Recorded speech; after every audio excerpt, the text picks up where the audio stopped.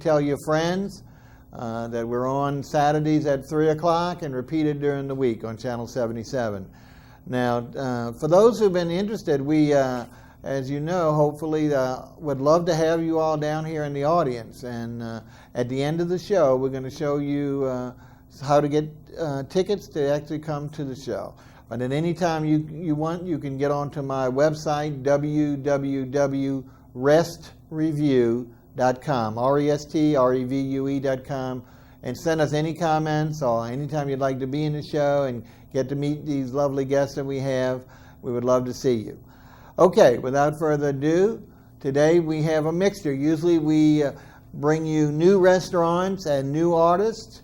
On special occasions like holidays, we bring you established artists and restaurants. Today we're going to do a mixture. Today we have an established restaurant and new artists. And without further ado, we're going to go see who our new artists are. And we have some lovely ladies today from New Orleans, natives, and if you'll follow me, we'll take a walk. Okay. Okay, today we have the likes of Blush, starring Miss Amanda Reyes and Miss Christian Kames, if I've got the pronunciation correct. Yes, and they were, I met them a while back. In fact, they came to one of our auditions. We have auditions, and I should tell you all about that. If you have any local musicians or out of town that want to come and be on our show, we schedule auditions once every other month at the Neutral Ground in New Orleans. So look them up or, again, go to my website. But they were kind enough, I saw them at one of our auditions, kind enough to give me their sample CD, fell in love with it, and determined to have them on the show. And let's talk a little bit about them before we go into the song. You're all natives, you said, right? How long y'all been singing together? We met each other about 4 years ago, and as a band, we've been performing for about 2 years. Okay. Do y'all have any particular name for your style? I mean, you know, everybody has a name for everything today. Well, I would call our stuff Like it's pop rock. Pop rock. Kind of a mixture. Yeah, like, yeah. We write all of our own songs, and we play all of our own instruments, so. Very, very talented. Very, very talented. Lovely voices. And I know y'all appear at the Neutral Ground because, of course, that's what we see. When is your next appearance? For those in our local audience can go ahead and see you. It'll be Saturday, March 2nd at 8:30 at the Neutral Saturday, March 2nd, 8:30. So again, folks, try and hear these. I think you're going to appreciate this group and catch them wherever they can. We're also going to be auditioning them for some other restaurants that we have. We have a lot of restaurateurs that fall in love with our music and actually put our people here to work to give them some opportunity for exposure. And we're hoping that they will be there as well. But let's go with your first song. I believe it's called It's Not Over. Yes. Good. Take it away, ladies.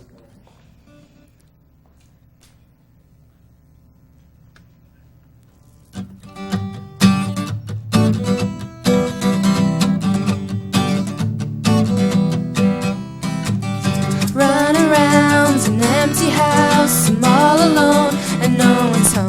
The radio keeps playing on, it doesn't stop for anyone. And I would sit here, waiting for you to come through the front door. Look at me, smile at me, come to me and even hold me and tell me it's not over. It was all a dream and tonight I'll kiss you, lay with you until you sleep. But you didn't come back to me and say those things that I need. It's not over.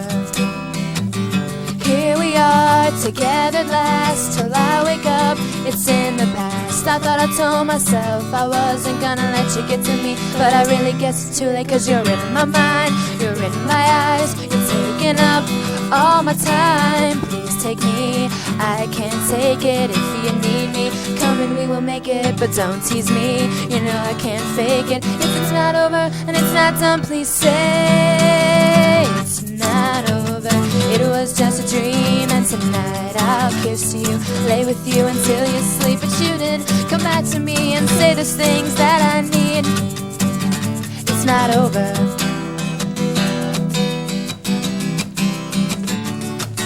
And now all I want is you, but somehow do those things you do. Why is it over now?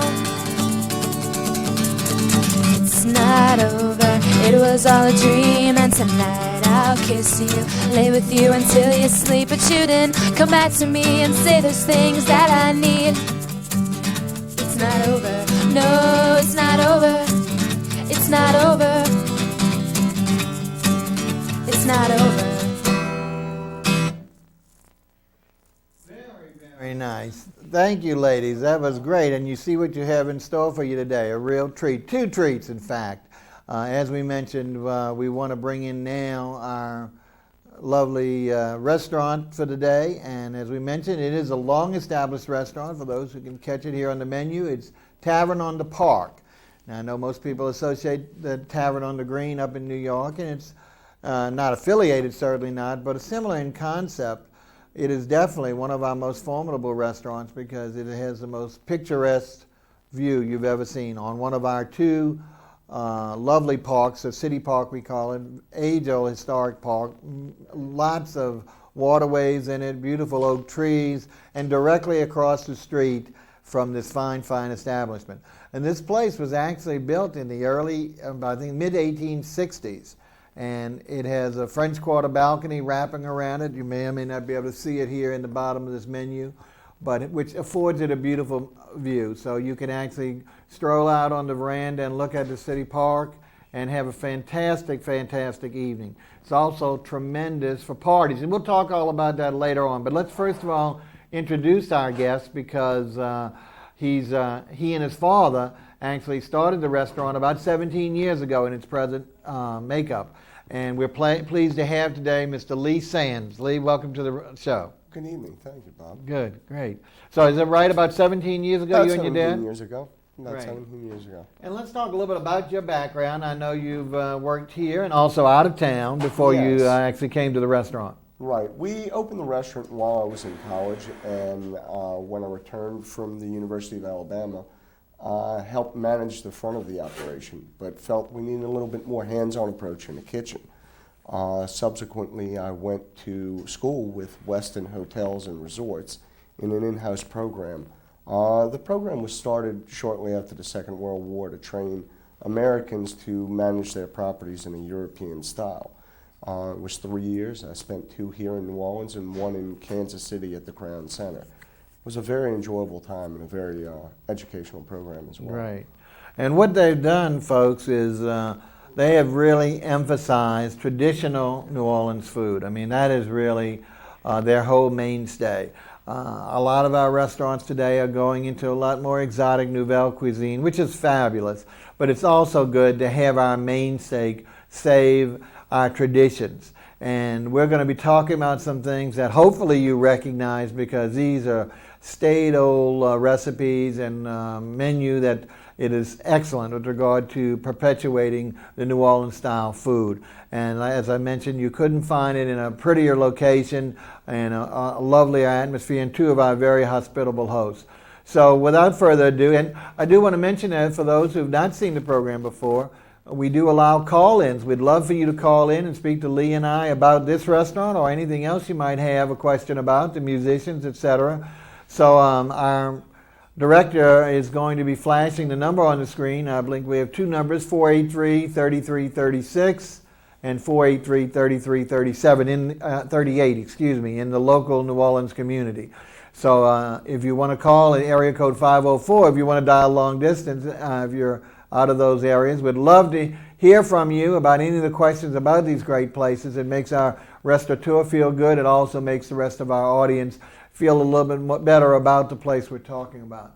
But as I mentioned, Lee, let's go ahead and start because you do have an established menu, but also one that we want to be able to go through. Sure.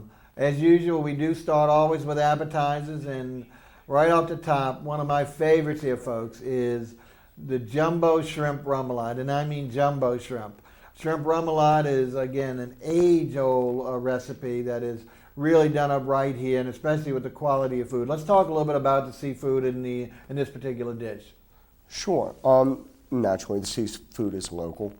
Everything is fresh from the Gulf. We also prepare all our sauces in-house, boil the shrimp as well in-house. It's a classic dish. We enjoyed. Ours doesn't include mayonnaise in the base of the remoulade, which often is found in the city. It's more of a Creole mustard base. Right. It's a very popular item. It's enjoyed, season round. And I think that's the part, folks. I know a lot of us have a sweet tooth and are looking for that sweet, but the traditional shrimp remoulade is not supposed to be a sweet dish. It has a little bitter, a little bite to it, and the de-emphasis on the mayonnaise and the emphasis on the mustard really brings out the flavor and really adds to supplement it. But again, these beautiful shrimp that you lace it in just makes a fabulous presentation and just a whole meal almost in itself, because they really are large. But now, then we have some others. We go to fried things. A very old tradition in New Orleans is French fried onion rings, and one of the better places here in the city to get it. It sounds like something you shouldn't have at this class restaurant. I'm telling you, it's something that's going to supplement all of our food, and we really have a good one. Tell us a little bit about your traditional onion rings. Well, in a sense, we use a Texas sweet onion. It's a very large white onion, prized for the sugary aspect it has, very similar to a Vidalia onion. We go ahead and slice it into about 1.5 inch ring, double batter it, and fry it extra crispy. Serve it piled high. There's about 14 rings to an order, so it's a pretty sizable meal. Works out to almost about 3/4 pound of an onion. Yeah, for those folks who are not familiar with Vidalia, he mentioned the term Vidalia. A Vidalia onion has got to be one of the sweetest onions around, and it's prized in our parts here. So if you get something comparable to that, or you get the true Vidalias, then you're going to have something that's quite enjoyable if you're an onion fan. Now, I know you have a couple other appetizers. What else can we talk about in the appetizer realm?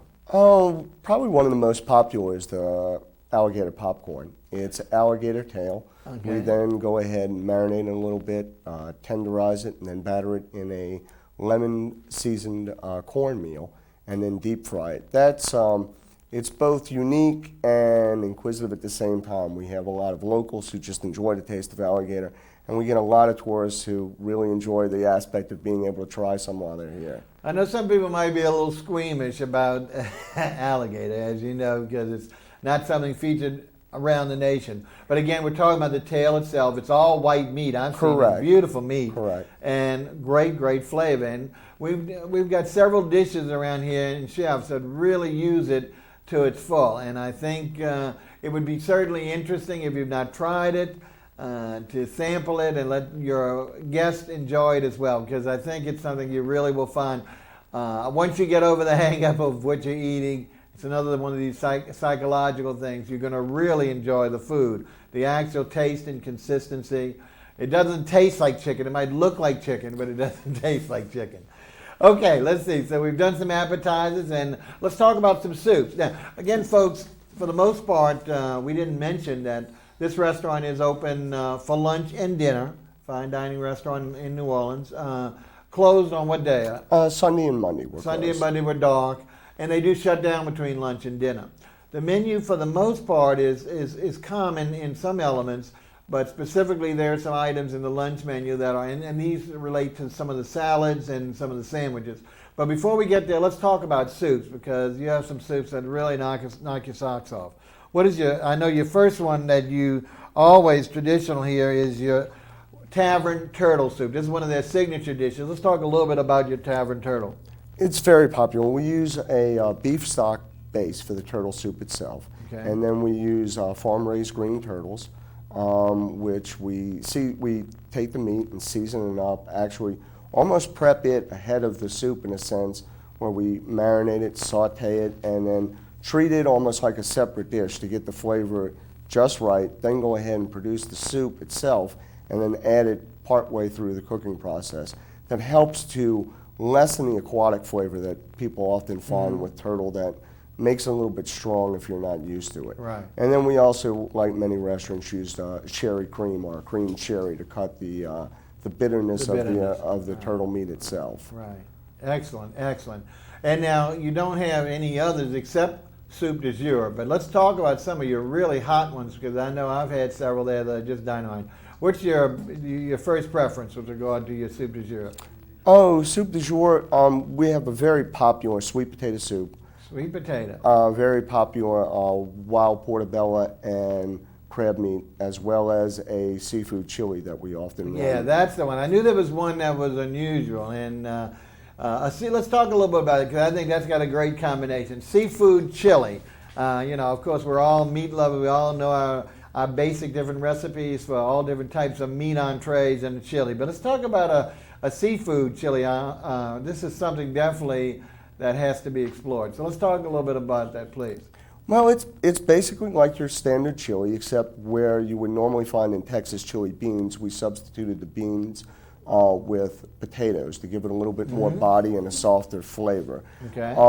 It's shrimp, crawfish, scallops, and crab meat with a homemade chili seasoning that we use. We first saute the seafood, season it up, then go ahead and take mirepoix vegetables, peppers, onions, and start the soup from there. And then throughout the cooking process, we add additional vegetables: mirliton, squash, zucchini, broccoli, mushrooms, artichokes, and then bring the whole thing together with just a little bit of whole butter at the end, just to give it a bit of a sheen and a little bit of a creamy taste without actually having to add the cream itself to it. It's very, very popular. It's especially at this time during Lent, it rivals the seafood gumbo and the Creole onion soup in sales, as we do see a little bit of a turn down with turtle during Lent. Well, we do have in fact, one of our loyal fans is a vegetarian, and she calls almost weekly with regard to. So is there any meat at all in this dish at all, or is it strictly in seafood chili? Yeah, No, it's no. strictly seafood. It's Well, strictly folks, seafood from ground up. Well, today, more and more people are looking to the health of vegetables and to the variety of vegetables. So this is certainly one that a vegetarian or a non-vegetarian could try and enjoy. I know chili is one of my favorite soups. So this is something I think we all should give it a try. Let's touch back on one of those others you mentioned. Was it the portobello mushroom and crab? Is that Yes, what it was? yes. Tell me a little bit It's about a that. cream-based soup. It's a little bit different in that we use pecans and chestnuts to get a little bit of added flavor and a little bit more of an earth tone to it. It helps give a little creamy aspect to the mushrooms, in addition to the cream, which really most of our cream soups we finish with. They're not strictly a solid cream base. Right. They're often a velouté, which is a stock thickened with a roux, and then we'll generally just finish them off with a cream towards the end. It's a very, very popular soup. It's something we run primarily when lump crab meat is readily available and at its peak. It really does show off the taste of our bluefin crab really Yes, well. folks. That's, as we've talked about on our show here before, one of the real blessings of being here on the Gulf Coast and in our particular port city is the preponderance of seafood, local, fresh seafood. And so many of our restaurants get the opportunity to demonstrate and to excel in the use of the seafoods. And so here's some of the finest situations we can use, and you're going to see the variety. We've already talked about alligator, an unusual one. Soon we'll talk about crawfish, the lump crab meat here in this dish. We are talking about, even though this really grew up as a steakhouse, and we'll talk about that later, it has such a great variety of seafood using our local stuff, and only the best as far as the sands want to offer.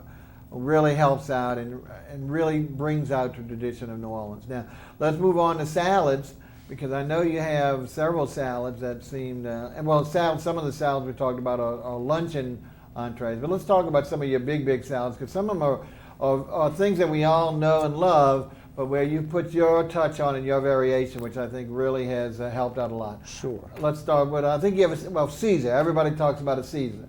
And nowadays they're putting a lot of things. There's a chicken Caesar, there's fried oyster Caesar. You have a seafood Caesar, is that right? Correct. We do both shrimp and crawfish Caesar. We do it a little bit different in that we saute the seafood with a medley of peppers, onions, and celery, and then go ahead and build the Caesar salad itself in a traditional manner, and then top it with warm seafood and vegetables. It adds a little bit more texture. It brings up the weight of the meal, so it's a more hearty entree salad. It's one of our more popular lunch items. We have people who combine both seafoods or switch around. One thing that people find most comforting about our establishment is that we really, stress to the customer, use the menu as a guide. If you see items on there that you particularly like, but may not necessarily be in an order that particularly strikes you, we're more than happy to assemble whatever you want in, the context that is most appealing to you. Sure. Well, that's great, and of course, that's, as I tell you, there's several key ingredients that I find in a restaurant, and the flexibility is got to be the true sign of hospitality. And fortunately, more and more, because of the competitive nature of restaurants today, more and more restaurants are learning and have learned that thing, that the customer, deserves the right to be able to specify. It's no insult to a chef if the customer doesn't like something in a particular thing, but does like some other things. So the old idea of no substitutions is gone by the wayside in today's cooking and today's restaurants, thank goodness. But that really sounds great. I mean, I think that is a seafood a luxury. And one of the things you mentioned about nowadays when we started putting meaty and fowl and seafood on salads is the idea of bringing that portion to the table warm. For some reason, some of the people feel just the opposite. A salad is cold, so therefore all ingredients should be cold. And I'm telling you, for my personal preference, there's nothing better than having, whether it's a warm duck salad, this warm seafood salad, that the main part of the salad, the meat of the matter as a case, is warm, and the greens around the side to be cold. I mean, I think that mixture is so delightful, and as opposed to trying to get both of it at the same temperature, I don't think really serves right. Let's talk about a few more of the salads, because again, you do have them on the luncheon menu, and I know you had, well, let's talk about your signature salad, which is a pristine little salad, but at the same time, something that is really delicious. You call it your tomato blossom. Yes, we take a whole Creole tomato, and we blossom it, which is to say we take the outside or the peel of the tomato and slice it, not quite filleting it, but peeling it away just enough that it's in the shape of a rose blossom. And then we garnish it with feta cheese, thin sliced Vidalia onions, and a Creole mustard vinaigrette, and fresh basil atop that. It's very, very popular, both as an entree and as a starter. It's quite a substantial little salad in itself. Sounds great. Another one that another signature salad you have is the Tavern Rendezvous salad. Now, people know about surf and turf. I call this the cluck and moo salad. Let's talk a little bit about that. I don't mean to be No. Again, it's a combination of something that you normally wouldn't put together, wouldn't think together, and now putting it in a third combination and making it into a salad. Let's talk about what you call your rendezvous salad. It's more or less a local interpretation of a chef salad, in a sense. We use broiled filet and broiled chicken with an olive salad and a balsamic vinaigrette over mixed greens. We cook the steak to order, and then the chicken we can prepare it either mild or spicy. Then we julienne both products, toss the greens with the meats and the vegetables. We use a lightly marinated olive salad, which gives it a really nice contrast between the sort of sweet and savoriness of the meats and the little bit of vinegar that you pick up, and also the olives themselves. Really bouquet out the whole arrangement. And the balsamic vinaigrette just really ties it together very nicely. Again, it's one of our more heartier entree salads. It's designed to sort of bridge the gap between both a salad and a warm entree. We find that a lot of people really do, as you said, enjoy the combination of flavors and textures that you get when you apply a warm product to the salad, especially the wilting of the lettuce really brings out the flavor. Right. Now, any other salads? I know there's another one that's a combination of duck and shrimp. Is there any other ones that you wanted to talk about before we move on? No, I would say that the philosophy of our salads is very much like our entrees. It's designed to give people a wide variety of choice and also a wide variety of flavor without really having to pick around and composite a whole lot of things together. Okay, great. Now let's talk a little bit about, some of these items we've covered are certainly on the lunch menu. But let's finish off the lunch menu so then we can focus on the entrees of the dinner menu, which of course is the heart of the matter. But I know you have some sandwiches on there, traditional types. Mm-hmm. Let's talk a little bit about a couple of those, and then we'll move on later to the entrees. Sure. Which way do you want to start with on the sandwiches? I would have to start with the one that surprised me. I actually first experienced it when I was in Kansas City. It's the Monte Cristo. And really, I'm just a big fan of ham and turkey and cheese. And combining the three of those on fried French bread was an easy shot in one. I brought it back, put it on the menu, wasn't really sure what the response here would be. And it really stunned me to find out how many of my customers said, I haven't seen one of these since I was a kid, or my grandmother made this. And, right. It's really gives you a real treat to know that you can, through a dish like that, bring back a lot of good memories and warm memories for people. Because that's also a large part of being in the restaurant business. It's not merely just to satisfy the immediate need of their hunger, it's also to round out their whole dining experience.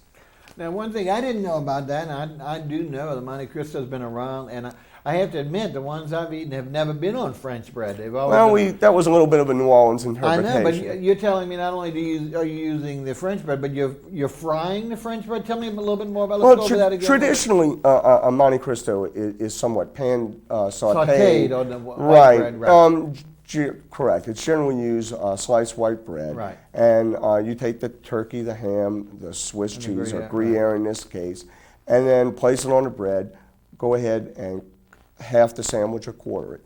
And then flour, egg wash, and a mixture of corn, like corn flakes in a sense, and breadcrumbs. And then would pan saute it. We took it a step further to kind of appeal to more local taste of actually using French bread, the French bread that we make for the restaurant. Right. And I'll tell you, it's I've never seen anybody not take half of it home. Well, that's part of the big joy of that sandwich. It's an eat part and take part type you certainly situation. Could. I mean, with the amount of ingredients you have there, and then frying on top, but you certainly not going to be able to finish that in one sitting. No. But we do have people who do. Who really enjoy I'm that sure much. My stomach could give a run for the money. But I know another one we want to talk about. And this is something that I think is really unique to New Orleans, not necessarily for this restaurant, but to our city. It's called boats. When we talk about a boat, we talk about taking that French part of that French loaf, and hollowing out the inside of the bread and stuffing it with ingredients. And I know you have a couple, or at least one. Let's talk about your overstuffed boats that you have in your sandwich selection. Right. What we've done is we take our fresh French bread and go ahead and take about a 10-inch piece, hollow it out, and then stuff it, well, really overstuff it. There's no way to fit quite that much seafood in it. We give about 3/4 of a pound of seafood right into this open piece of French bread. And the options include shrimp, crawfish, alligator, really anything on our menu. And it's suggested with a choice of two, but it's about a 50-50 split. Some people get all of one item, some people split it. It is a very popular item, and it is also something that is more or less a traditional New Orleans item, mostly because of the availability of the French bread in this region. Right, and the seafood. That's really great. So that's, to me, like I say, if you're going to eat seafood, this is one of the best ways to eat it, is to have it, especially at a lunchtime, in a sandwich. And here it's so easy in this boat. There's no seeping through the sides. It is a great way to eat it, folks. So if you haven't had it in your area, come and try it here at Tavern on the Park, and I think you'll enjoy it. Okay, is there anything else in the luncheon menu that we need to talk about before we move that's unique to it, before we move into the entrees for dinner? No, the luncheon menu, I would say, probably bridges the gap between where we started and where we've come as a restaurant. It has the widest variety of entrees, heavy in salads, heavy in appetizers, which is something a little bit different than when we originally started as primarily a steak and seafood operation, with maybe a 10 to 12 item menu at max. Lunch now runs around 25 items, and dinner is a little bit less at about 15. The dinner menu holds a little bit more closer to our original start and is a little bit more traditional in its sense. We found that with our clientele and with locals in New Orleans, which are primarily our customers, they're a little bit more willing to experiment at lunch, a little bit less willing to experiment at dinner. Like most of us, by dinner you really just want to settle down and get something that you're comfortable in, and by that point in the day, people generally have their mind set on what they're in the mood for. They're a slight bit more adventurous at lunch. Right, right. Okay, well, folks, that's great. Again, we're talking today to Jack Lee. Sand's son, Lee. Pardon okay, that. no problem. I see Jack more often because he's usually in the front of the house and Lee's toiling in the back. But anyway, both of the Sands do a wonderful job at this restaurant. We want to move forward and go into the entrees of the dinner menu. Don't hesitate to call. I've seen the numbers have been flashed up. If you have any questions about the restaurant itself, the proprietors, or some of the dishes we're talking about, we'd love to hear from you. But we want to start on, and I know you have several categories of entrees, and so we're not able to hit them all. But let's talk a little bit, and while we're on it, let's talk. I see you have some pasta entrees. The one that really looks good is a soft-shell crab pasta. Now, we're getting more and more to seafood and vegetable pastas, moving away from the traditional Italian to things that are more local. Let's talk about soft-shell crab per se in a pasta. How did you come up with that idea? Actually, that was one of our more popular specials that we would run from time to time, primarily during soft shell season. We were taking a soft shell crab and stuffing it with a Bienville dressing, a traditional Bienville dressing. Well, let's talk about, for Sure. those that are familiar, what is a Bienville dressing? You know, It's basically a medley of mushrooms, shrimp, cheese, onions, peppers, in a more or less a sort of a white cream base. sauce, It's really not. It's not as creamy as it is, cheesy in a sense. The Right. roux and the cheese really add the color to it. There's very little cream in it. Exactly. We would then stuff the cavity of the crab with that, batter it in a pecan flour, which is a mixture of whole wheat flour and chopped pecans. Fry that, and then place it over whole wheat pasta with also a medley of vegetables and a light bordelaise sauce with it as well. Excellent. Well, I know there's a couple other pastas, but let's talk a little bit about, again, you started as a steakhouse. So let's talk a little bit about some of those beef entries and the other meats that you Sure. have. So let's start with your basic steak. Tell us the different types you have and what do you specialize in? Well, we, as you said, we started out as a steakhouse, so we still cut all our steaks to order. We have filets, ribeyes, strips, 16-ounce non-Frenched veal chop, and a pair of lamb chops that are center-cut loin chops at 8 ounces each. Those two items are very popular. Veal, it's just a veal chop is just a beautiful cut of the animal. It's very tender. It's very meaty. Has a really nice texture to it. The fillets we offer in a 10-ounce and then on upscale. You can get a fillet any size you would like. We'll be happy to cut it to your specific weight. The strips and the ribeyes, we start with 14 ounces, and again there, we'll be happy to cut whatever weight you enjoy. We offer them broiled, but we also get a fair number of requests for either skillet sauteed in a cast iron skillet or blackened. Oddly enough, blackened more on the broiler than in the cast iron skillet is normally used for seafood. Right. When you blacken a steak on a broiler with the blackening seasoning, the seasoning penetrates the meat a little bit more as opposed to just searing so much on the outside. And it gives it more of a bronze hue. It's much softer. It's not nearly as bitter since the paprika isn't subjected to so much heat. That's also a very, very popular way to... and I see lamb chops. What about right. that? The lamb chops, that's something we're really, really kind of proud of. I have a gentleman who raises lamb in New Mexico. It's his primary industry. They're all free range, obviously domestic lamb. They're just fed such a really well-rounded diet of grains and nuts and even to some degree certain types of vegetables, so that you really get a very mild flavor to the lamb. Not generally the grassy, earthy texture that you often find associated with imports and to a lesser degree to the domestic. Great. Now we have one other category of entrees, and that's seafood entrees. And of course, we've been talking about seafoods all throughout this menu, from the beginning and certainly now in the entree level. And I'm telling you, the signature seafood dish here is called the eggplant Saint Jacques. Now I had that, the coquille Saint Jacques, first time in my life. It was way back in the 70s in Montreal, Quebec. It was fantastic. And here, take that same concept and to translate eggplant. Let's talk about it, because I know everyone raves about this particular dish. We did. We transferred that to a little bit more of a New Orleans flavor. We used shrimp, crawfish, and crab meat, sautéed, again with your usual vegetable trio in New Orleans, celery, onions, and green bell pepper. To that we add red bell pepper, fresh thyme, and a little bit of fresh basil.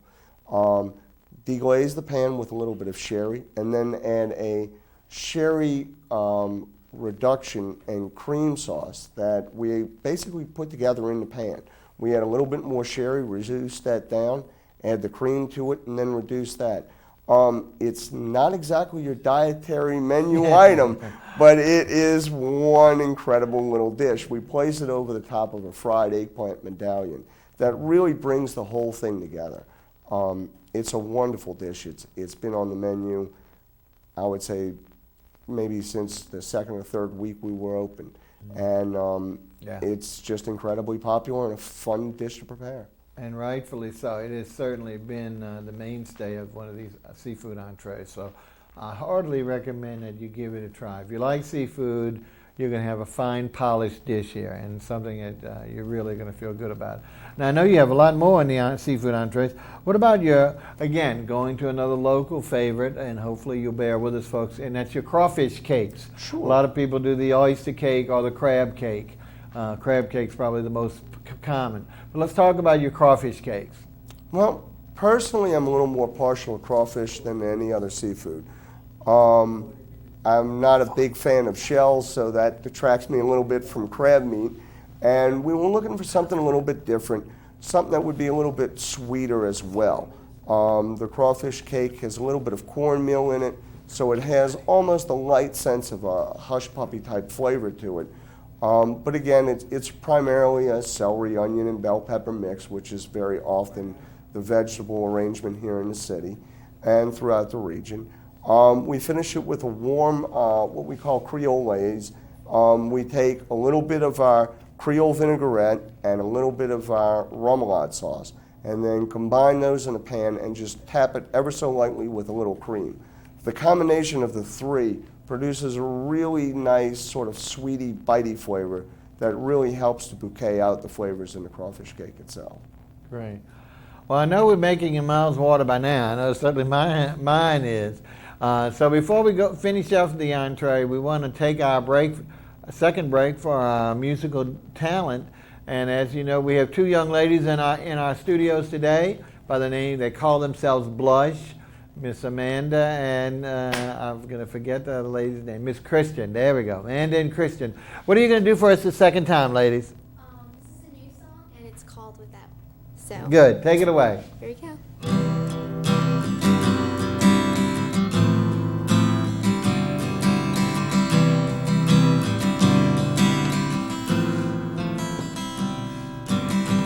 Been down the only road you've come to know, where lies are told, where lies can lead you away from home. You said I was everything you'd never need. I was in your mind and on your dreams. I was here and I believe. Is it lonely where you are? Is it harder to belong? Is it all you'll ever be? Are you better without me? Do you have somewhere to go? Do you need someone to hold? Do you wanna be lost and free? Are you better without me?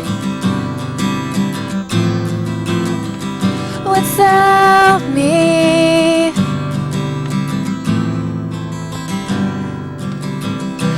Didn't you say it's better when I cry? Sit with me, hand in hand, and watch our world die. I thought maybe this time things would change, things wouldn't break, but there you stand, alone again, reaching for a hand, searching for the end. Is it lonely where you are? Is it hard to belong? Is it all you'll ever be? Are you better without me? Do you have somewhere to go? Do you need someone to hold? Do you wanna be lost and free? Are you better without me? Without me.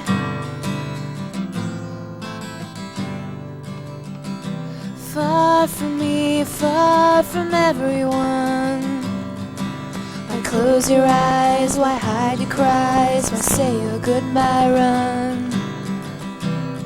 Running nowhere, running no one nowhere's running now. Just your mind, just your time. You're slipping down, falling behind. Are you sorry for yourself? Are you needing someone else? Are you scared of what you'll see? Are you hurting without me? Are you ready to believe that you're wrong in how you'd be? So say the words you need. You'd be better with me. Is it lonely where you are? Is it harder to belong? Is it all you'll ever be?